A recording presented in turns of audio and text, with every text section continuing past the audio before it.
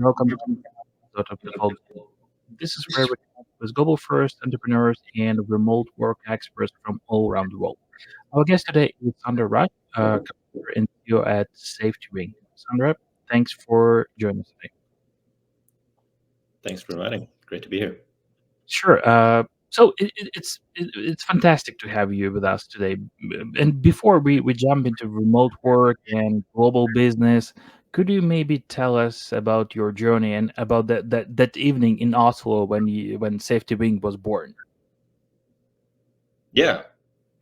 So, well, that was the Christmas week, 2017, and I was currently working in my other company, Superside, and we had discovered there that which was an online freelancing platform. We had discovered there that the people who worked there, one of their problems as online freelancers and sometimes living abroad was that they didn't have access to the social safety net, often in their country, sometimes in their even privately. And so this was a big problem for them. So we knew about this problem. I've been trying to see if I could fix it in Superside.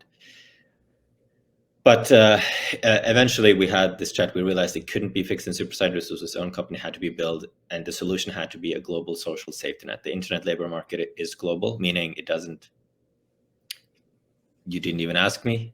We don't even know, where we are sitting right now. So, and in some ways, it doesn't matter. Like, it's like a fun fact. That's just how the internet works. So, and naturally, any economy on the internet works like that as well. And so but then you have this like obsolete legacy infrastructure, which is basically anything that used to be built around the time where that was not the case. And that includes big chunky items like the social safety net. And so the solution is to make a global social safety net, one that works the same for anyone, anywhere, and therefore can be used by the internet economy. So, talking about SafetyWing, are digital nomads your main customers, or do you see a trend where companies buy this policy for their remote workers? How does it work? Can you talk more about that? Yeah, the customers are both. So it's digital nomads. That's individuals. That's how we think about them. That's people who work online and live abroad, although they don't have to. They can live abroad, I guess, is the case. That having a internet income, either remote full-time job or freelancing or entrepreneur, gives you the opportunity to go on an extended vacation should you wish to, or indeed to live a fully nomadic life where you live 3 months here, 3 months there for a portion of your life, which I did, which I highly recommend. Great opportunity that we can in this generation do this. It's just pretty awesome. But while still having a high productive career, of course anyone can do it, and just opt out of society. But I'm talking in parallel with pursuing career. So I imagine a software developer from the US, maybe with a Silicon Valley startup, who loves moving around, 1 month in Argentina, the next in Malta. Yeah. Does this match the typical SafetyWing user, or Yes. are you seeing a different or wider range of people? Yeah, on the individual side, right? So we have two Yeah. customers. We have the Yeah. remote teams, which these are remote companies, and their employees typically work remotely, but they aren't necessarily digital nomads. And by the way, the typical digital nomad don't travel like many people put the kind of pattern of the backpacker who like move a lot. And maybe some digital nomad will do that for a little while, but that's not the typical pattern you see. The typical pattern you see is just someone who lives abroad. They live in Bali, right? They live in Chiang Mai. And if they travel, they it's like every 3 months, every 6 months. Like they lived in different places. That's more common than every 3 days. You rarely see that, unless they're like a van stuff or something. But yeah, so you have the digital nomad, the software engineer from the US living in Bali. Yeah, I think you just described like 20% of our customers. That's just That's who they are on the individual side. On the company side, that varies. In the beginning, it was all startups in tech. We started before the pandemic, but then of course the pandemic hit, and then remote work went pretty mainstream. So now we also have other, but still, we're still on the frontier. The remote economy, as we engage with it, is still the frontier. So it's more startups, it's more tech, it's more crypto, it's finance, it's tech heavy stuff. That's the kind of companies who come to SafetyWing. I've been thinking about how SafetyWing is similar to neobanks. Maybe I'm wrong, but you'll correct me. So, neobanks partner with traditional banks to handle finance, compliance, while focus on user-friendly online services. Let's call it like that, right? I guess SafetyWing has a similar kind of relationship with maybe some insurance partner in each location that help you basically manage compliance and regulation in various countries. Is this a fair comparison for SafetyWing? It was when we started, but only as a means to an end, and it's not anymore. So we got last year, our like carrier license. So now we can kind of do the full stack, and we do. So if you go and buy Nomad insurance now on our website, you're not, you're not then buying uh, uh, a company that we developed with another company. But in the beginning, we did, and insurance it has a big regulatory moat. It's very hard to get the licenses, essentially, um, and it takes years, and it's And very difficult. So, and yeah, yeah, and you operate in many countries, so you need to get license in each of those countries. that varies. Mm. In some countries, perhaps it's enough with license to sell. In some countries, you can sell a foreign insurance. Hmm. So this is the kind of, you have to do that analysis country by country. But yes, in the beginning, we worked with a company. We basically pitched them the idea, right? We knew that they had the licenses, right? So that they could Hmm. develop a variant of their product. They made a new product with them. And then after now several years, we had the sort of size and strength and knowledge to acquire these licenses ourselves. The main reason we want to do that is because there were still some parts of the product we couldn't fully control when we had Hmm. software. Hmm. We were reliant on them in a way, and Yeah. so and also because in a way everything so far, the health stuff has been uh, for us just a learning curve towards the full global social safety net. So that's health, but it also is a bundle that also includes retirement, disability, just the whole social safety net as you would have in a country, but on the internet, which is sort of our Hmm. vision project. Um, Okay, sounds cool. And so, basically, looking back at your journey from starting a web hosting company to creating SafetyWing, uh, can you maybe share how remote work and global teams have changed over time from your perspective? yeah. Um, so remote work. So if you think about, so I have two venture funded companies. Previous was Superside, and this is SafetyWing. Um, as I start thinking about the idea for Superside, which is back in 2014, and that's when I'm kind of planning to become a digital nomad. This is like a package deal for me. It's like I have a policy job at the Norwegian Parliament. I want to quit my job. I want to like become a digital nomad and start a startup. Okay, and I've come across this idea, and it's like this is the best thing ever, because like many people, even though I had a pretty like cool job in a sense for my interests. Um, but you're still in the situation which many people found themselves in the regular economy, which is that they have a somewhat cool job, they have to work a lot, but they're spending all their money on rent, and they're kind of stuck in their situation a little bit. Like they're not free. So this possibility of earning into like income online and then being completely free of where and when to work, amazing. So that was the plan. At this point, this whole segment of the economy is super niche fringe.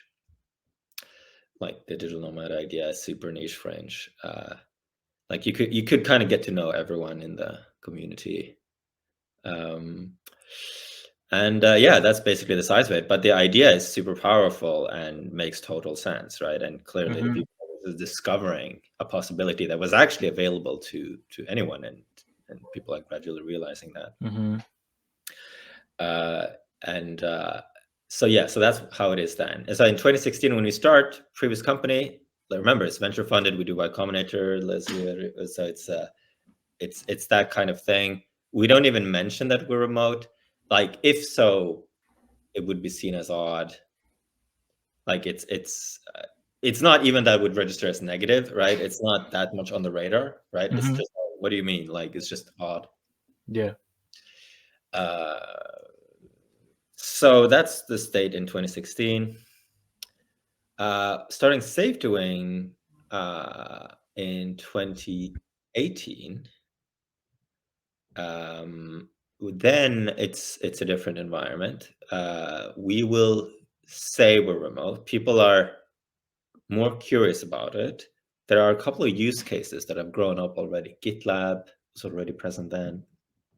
There are a couple of use cases, and it's like it's a trendy topic. So in this sort of setting of early stage fundraising, and we also did Y Combinator there, pretty positive, I would say. So it's changed quite a bit from 2016 to 2018.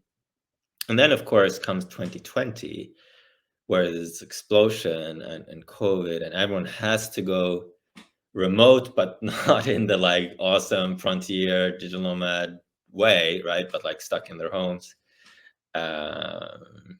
and with no interest or ability to do so. But for the adoption of remote work, which I think was inevitable, it fast forwarded something like 5 years. If you do look at adoption curves of remote work, then here's what I expected. So it was at 3%, like share of the US workforce that have like that worked remotely was 3%. And then for like peak of the lockdown, I think it peaked at like 30. And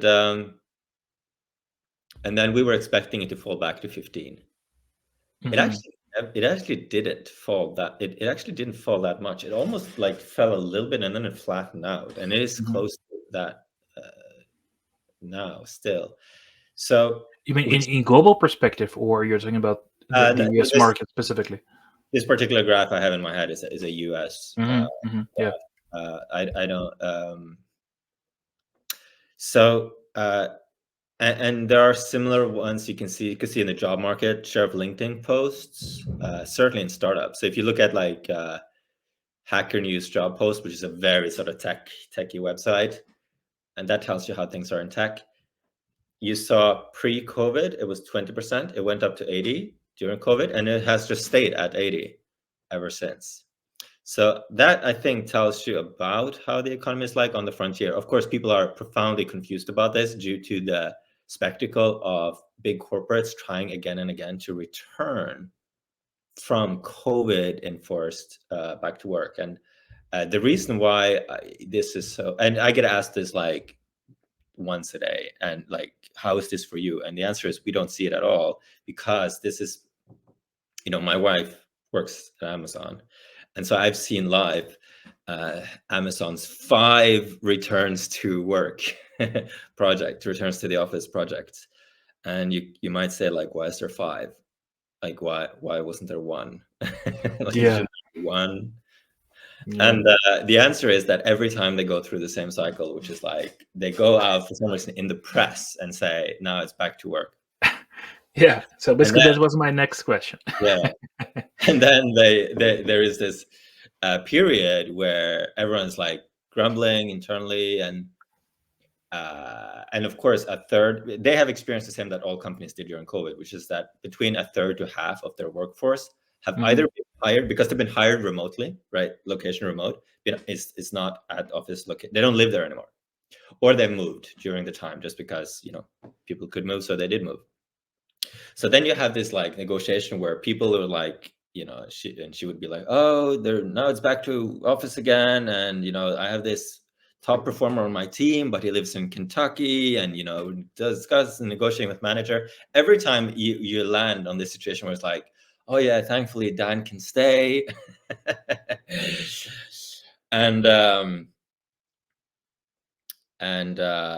and she can also actually keep being mostly remote, and at first 3 days, but then she got an exception, an extension. Okay, so you Mm-hmm. get this thing where Mm-hmm. they go back to work, they discover all these people who have moved, and then they're forced with the situation where it's like, well, they're probably not going to move back, or at least some of them. So, and if that then is a top performer or a key employee, it's not like it's just like, oh yeah, it's downturn, screw you, right? It's like, no, it's downturn. You need your Yeah. top performers and your key employees. So and then they end up in a situation where they remain 30%, 30 to 50% remote after the fact. And that's why Mm-hmm. even in Amazon, this could be news, write this news story, they're still remote. My wife's still remote. Mm-hmm. Anne in her team is still remote in Kentucky. So I'm guessing number 6 is coming, I don't know, later this year. Stay tuned. So you think that even with current economy, with this downturn, it won't affect remote work much? Yeah, that's your main idea. It's passing. Um, it's a fluctuation that is smaller than I expected. Mm-hmm. And that being an interesting point is that I'm obviously very bullish on remote work. It's kind of akin to like the difference between sea levels and tides. Does the tide affect the sea level? A little bit, right? But it's not structurally. It doesn't. You can still build your buildings on the shoreline, pretty much, right? So that's how it affects it on the surface level, on the margin a little bit in Mm-hmm. individual companies, perhaps, but structurally speaking, on share of job postings that have location remote, we haven't seen a change. Any of our customers, we haven't seen a change. Mm-hmm. Um, Okay. and the Interesting. reason, yeah, the reason why it will end up being fully remote long term, I would say there are what are the key drivers? Like, what's the global warming, Mm-hmm. of remote work? Uh, that's the economics of it. So if you start a company in your hometown, I don't know how big of a town you came from. Was it small or big? Um, It's a okay, big so one. it's a big one. Okay, so imagine that But my hometown is in Ukraine, so yeah, probably not the best place to start a company, but still, you know. yeah. So imagine a small town of 1,000 people, and you're starting a company there. Uh, you're limited by talent at that point. You can imagine the kind of team you would build, right? Eventually, hire the whole town. Sort of, it's going to be you're going to be talent constrained, and that's going to limit the chance your company succeeding. Actually, you'd never see that. You never see a company going global who that is in a 1,000-person town, and partly it is for that reason. So and then imagine like New York City. So you can build a pretty strong company in New York City hiring locally. It's a significant difference in labor market, and you can imagine the kind of talent you can hire in such a big town. Okay, there's as big difference from a city of 1,000 to New York City as there is from or a city of 8,000 to New York City as there is from New York City to the internet economy. So that's the major driver. So you can just have the talent benefit will cause all companies that succeed in uh, building and managing and running a successful remote team will have a massive talent Mm-hmm. advantage, and Mm-hmm. therefore will succeed. Okay, so that's the one driver. The other driver that I haven't seen talked as much about is the sort of software advantage. So being in office and working together is great, but it's not that more great as it was like in the 50s or like literally 1,000 years ago. It's like very similar dynamics and mechanisms you use. I don't know, maybe the whiteboard was a big breakthrough, but it's like pretty similar. Actually, I don't think the whiteboard was a big breakthrough. Now I think about it, you have these carvings in caves long time ago. But in remote work, this is nothing like it. Like I don't use even one of the same tools I used 5 years ago. And some of that has dramatically transformed the productivity of remote work. Like some of them, like Figma and design, has been an amazing productivity enhancer. Notion, I would say, almost on a similar level. Of course, there's the ones that everybody uses, Google Meet, Slack, still pretty great tools. So remote work is improving with the software, and it's therefore on like an productivity improvement trajectory, and it's like intermingling with software and now AI in a way that will also make it increasingly productive, while working in the office will be similar now, probably 50 years from now. And what about cost? Don't you think that that's one of the main, like, driving element of remote work? Yeah, but a cost is inverse. Cost is just the other side of the coin from talent. Mhm. So And speaking about that, do you see a change in talent pricing with lower cost countries catching up to higher cost ones? And at some point, I hear this from some of my clients that it doesn't make sense anymore to hire someone, some superstars, from Latin America or from Eastern Europe, let's call it like that, because they can go to, I don't know, to some uh, states in the United States, right? And hire someone from there for the same cost. yeah, I do think this is the accurate view of the land. So a lot of people in the early days of remote work, their immediate thought was arbitrage. Like here you can get Yeah. the same talent for much lower cost. And I think and while that is true, I think that effect is so temporarily. I probably wouldn't build. Hmm. I wouldn't build a company on this logic, because it's transient. It's going away. Hmm. And in some markets, like the most liquid markets, it's already gone away. So back in 2018, some people did this analysis on like Upwork, but where they were really granular. Like they didn't just look at, is it compare programming to programming or anything, but they looked at like a range of different factors of like Hmm. productivity and language and experience and all kinds of things. And then they found basically that the arbitrage gap is already gone there. Hmm. But the point is,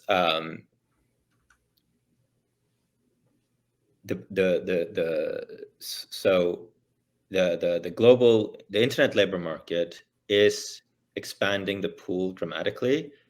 But the best in the world, here's the thing, they might be in Latin America. And if you are using, because when people say the argument you just said, what they really mean is, I'm used to working in the office, I want to stay here, and here's my made up reason for continue as is. Hmm. That's what's behind that argument. Hmm. And and so they're not going to hire, like, and let's say that their business is, I don't know, design, and then the best one in the world is in Buenos Aires, which is not impossible, because Yeah. the rest of the world is actually a much larger pool of people than whatever city you're in, even if that city is New York. Hmm. So you're just not going to hire them, and you're just not going to be the company that succeeds. And so this is the kind of that evolutionary driver that will kind of weed that person out. So I think that the talent advantage is, it's larger than the kind of transient cost advantage. Although, of course, the cost advantage is also real. I mean, it is, you're not going to pay overprice on the internet for the Hmm. talent, because the talent pool is huge. Yeah. So every single industry has high competition in some sense. Yeah.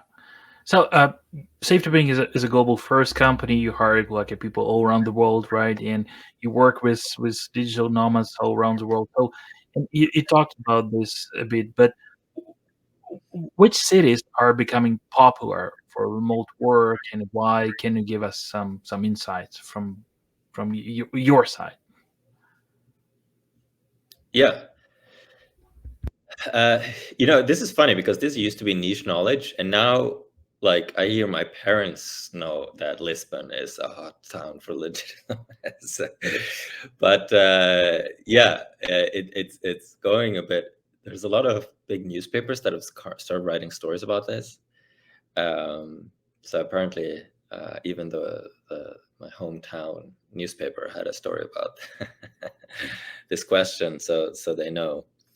No, I mean, this comes and goes. So obviously, the previous generation of peak cities were, Tulum / Playa Carmen, Bali, Chiang Mai.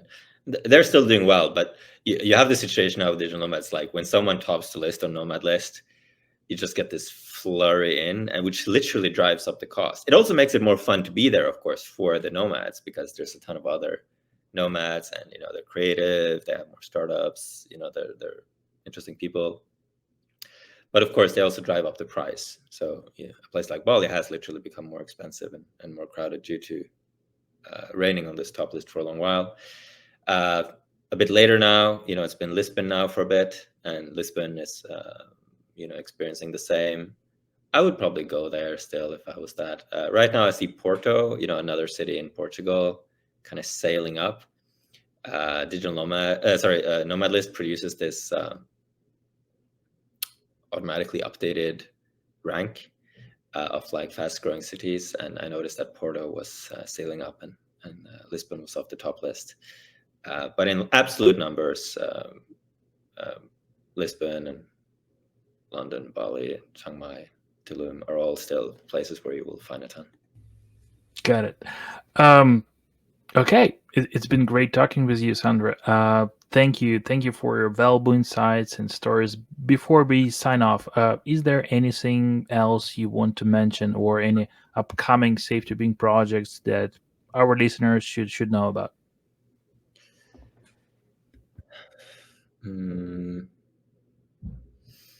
Yeah, I mean, right now we're working on the social safety net membership. So if you are curious about participating in being the first sort of citizens that have access to that, definitely pay attention to our channels. We now have the capability to do that, and it's very fun to work on a vision project and kind of see the first glimpses into what the future will be like. So stay tuned for that. Awesome. Thank you so much. We wish you and Safety Being all the best in your journey. Thanks. Thanks, Vit.